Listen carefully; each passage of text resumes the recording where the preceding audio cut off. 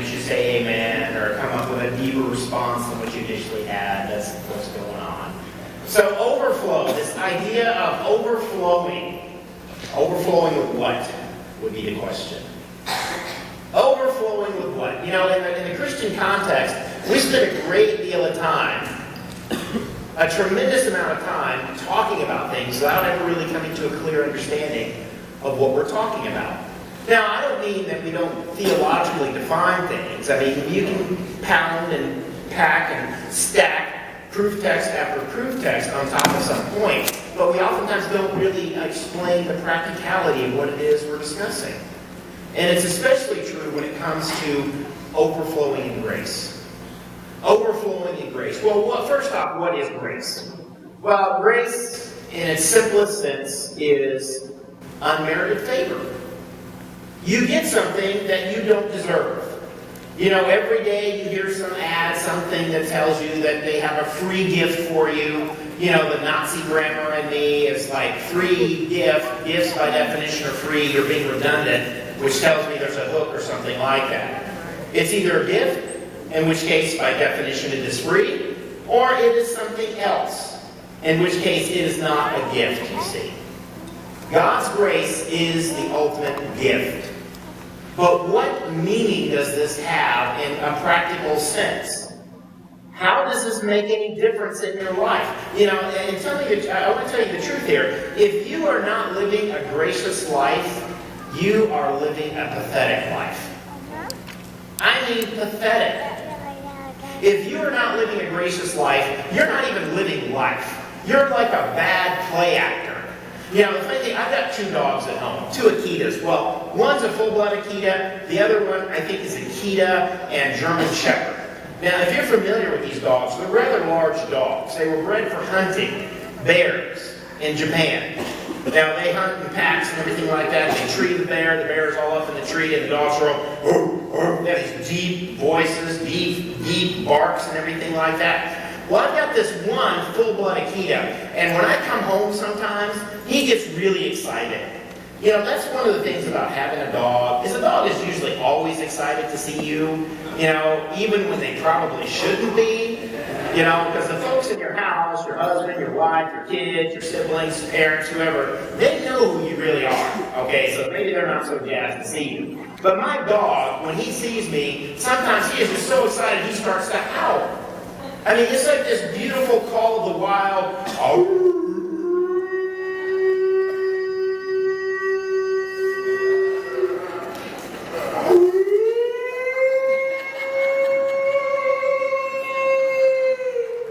I mean, I feel like I'm in the woods, you know, it's like there's butterflies and everything. Well, my other dog, that's Kazi, short for kamikaze.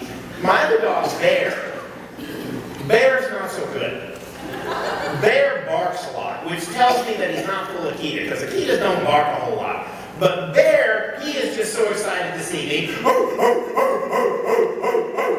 And it's like I can watch them sometimes where Kazi is, and Bear looks at him, and he's kind of like, I think I can do that. And so he starts, you know, and it's like I'm watching these two, and it's like Kazi knows that Bear can't really howl, and Bear knows that he can't really howl, so he makes up for it by being louder. It's not pleasant at all. You know, that whole wilderness experience I'm having with dog 1, totally destroyed by dog 2. And they're looking at each other, and it's like, I know that Bear, I think he really knows that he's a horrible howler. I think he knows it. And so I try to be extra kind to him, even though I'm like, you poor, horrible howler. You're a horrible howler. And there's Kazi, you know, I keep expecting like a wolf pack to show up when he does this. You know, but I watch these two, and I sometimes think about us. You know, a lot of times we are just like Bear. We're just like a dog going through the motions. When we really don't have that in our hearts. We don't have it in our abilities. We don't have it as part of our DNA. It's just not what we are. But we so much want to mimic the behavior of those around us, and in some cases we so much want to just pretend so nobody really notices us that we're woefully out of tune. And the sad thing is too often that's the case when it comes to grace, is people just don't get it. They know it's important because the pulpit has told them so. They know it's important because they've heard it since they were this high, but they just don't get what it is. I'd like to share with you just a few moments here a story where Jesus really shows what it is. And it's a story that you no doubt are familiar with, but it's important that you hear it. It's important that we hear the stories of faith, that we hear how Jesus approached these issues. And the setting of it, for those of you who are not familiar, is one day when Jesus and his disciples are walking along. And it's a hot day, and it's been a long day. And the day isn't even halfway over. Now, here in Texas, we understand hot days where you just want to sit down, you don't want to move, you just want to be done with things. Find yourself a shady spot and see if you can outlast the sun. That's how it is. But Jesus, on one of these thoroughly, obviously human days, finds himself sitting beside a well. His disciples have gone into town to get food. He is just chilling. He is just resting for a few moments. And along comes this woman who has got a really jacked up story. We find out as the story unfolds that she is what we would probably derisively refer to as a sleut. And you can just kind of change the emphasis there. And that this is a woman who really has a horrible background. She does. She's got a background like some of you have.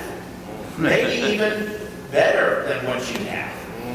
And she is ashamed. She's ashamed to the point that she has totally changed her social behavior so that she doesn't show up at the well when the respectable people do. You see, that's one of the funny things when we're living jacked up lives, is we do things in order to avoid people, and it becomes normal to us.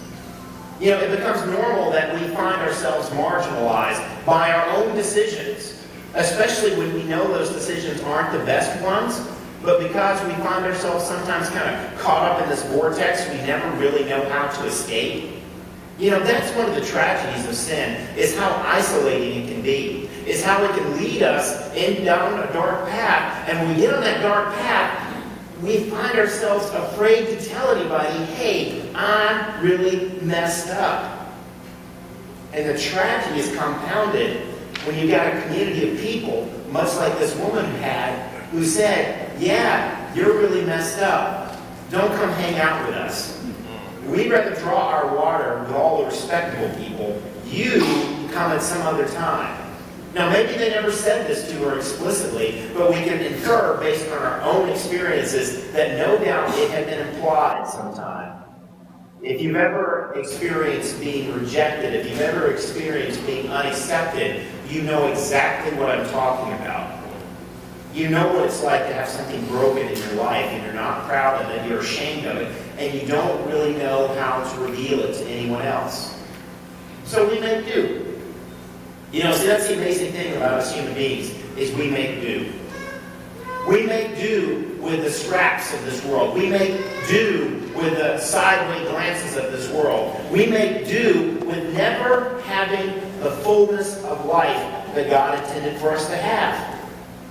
And so this woman, who's just getting by in life, just making do, shows up at the well, and there's Jesus. And we pick up this interaction between them in verse 9 of chapter 4. And then the woman of Samaria said to him, how is it that you, being a Jew, ask a drink from me, a Samaritan woman? For Jews have no dealings with Samaritans. Jesus had done something pretty radical. And it's kind of goofy and ridiculous if you look at it in retrospect. He asked her for a drink of water. That was it. He asked her for a drink of water. And because the way society was structured at that time, because she was a Samaritan woman and he was a Jew, this was unthinkable. It was unthinkable that a Jew would lower himself to speak to a Samaritan, and then at that, a Samaritan woman.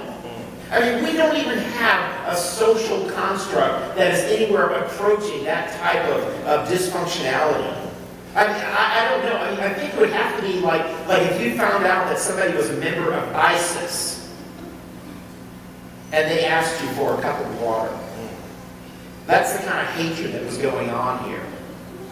And so she says, how can you ask this of me?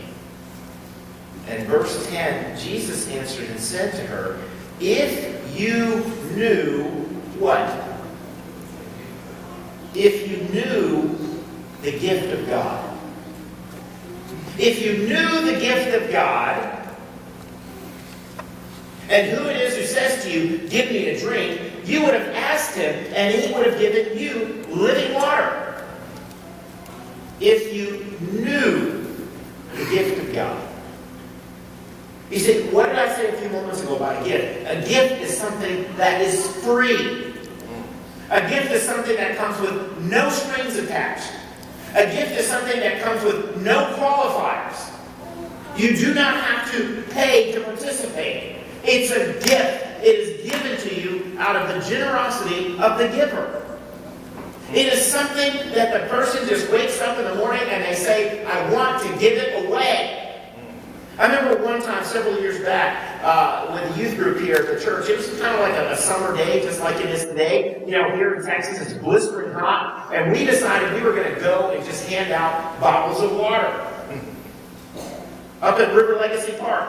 Now, very few people were out in the park that afternoon, but the interesting thing is, as oftentimes as we see people coming by, sweating like horses, and obviously parched, when we offer them water, they were more likely than not to just simply say, no thanks.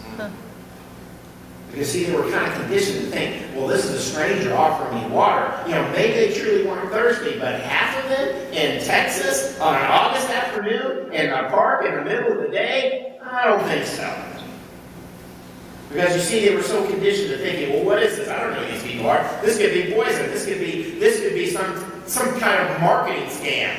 You know, before I know it, they're going to be whipping out some book and saying, would you come to my church or something like that? Because we are not accustomed to getting anything without some payment, without some effort, without some sacrifice on our behalf, you see. And we extend that same reasoning, that same thinking, that same way of behaving, we extend that to God. Don't deny it, you do. In your heart of hearts, you're hearing this message of grace, and you are thinking, yeah, that's great, but there's still something. There's still something I gotta do that's of an equivalent value to warrant this goodness of God. You still think that. You still think that.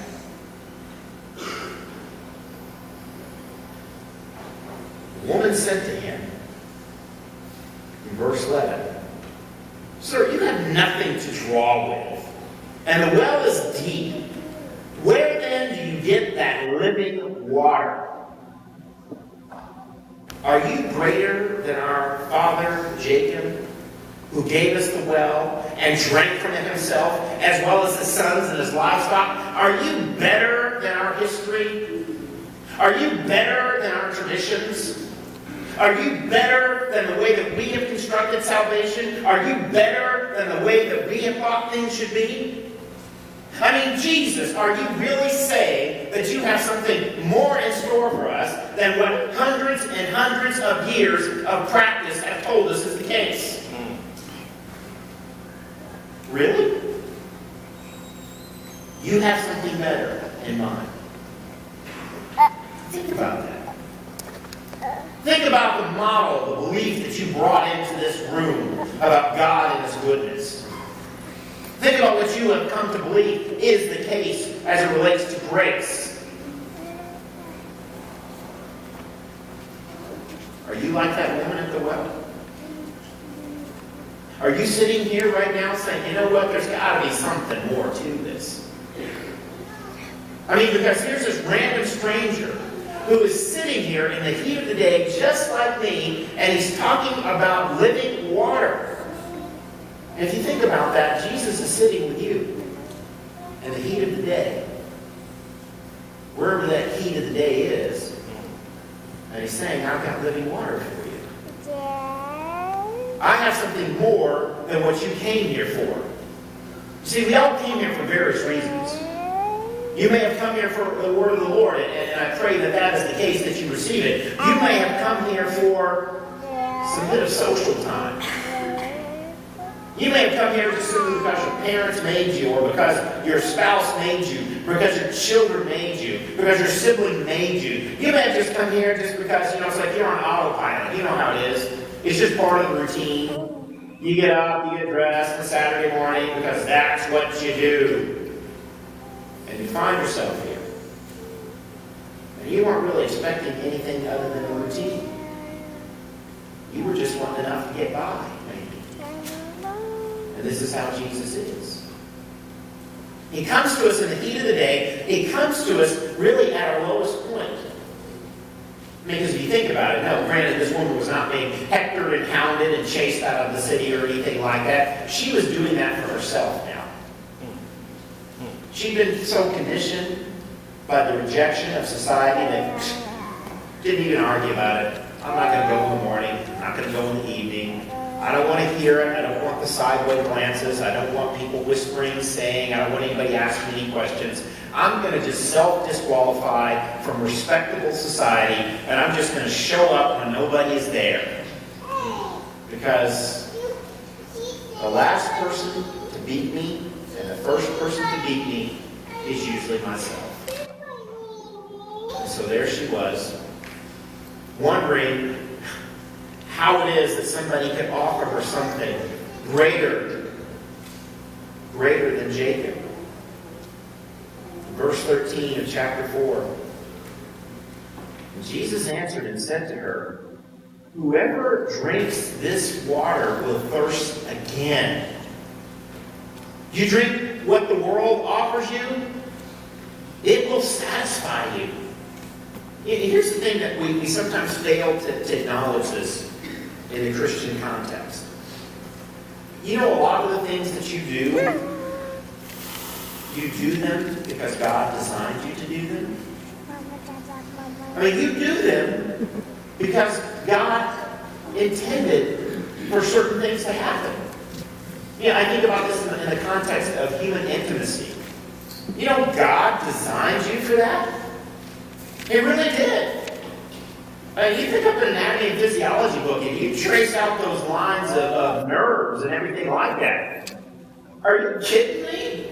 Talk about overkill. The way God designed us. Everybody should Google this afternoon. Go ahead, do it. Careful.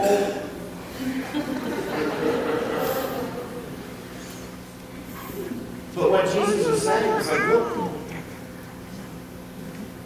this isn't enough.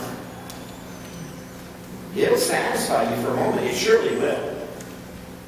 It surely will. People who drink, and I'm not endorsing drinking, but if you need to numb yourself, and think, it will work. No doubt about it. It will work. Along with a whole host of other pharmaceuticals. They will work. Have no doubt about it. But the truth is that you will hurt again. And you will thirst again. And you will find yourself unfulfilled again. And like many addicts find, you will find yourself chasing the dragon. And you need more, and you need more, and you need more, and you need more, and you need more, and you need more, and you need more, and you need more, and you get less and less and less and less and less in return. And then you find yourself alone at the well in the middle of the day. And that well may just be hell. Because you're alone. And Jesus comes along. Verse 13, and he answered and he said to her, whoever drinks of this water will thirst again. But whoever drinks of the water that I shall give him will never thirst. But the water that I shall give him will become in him a fountain of water, springing up into everlasting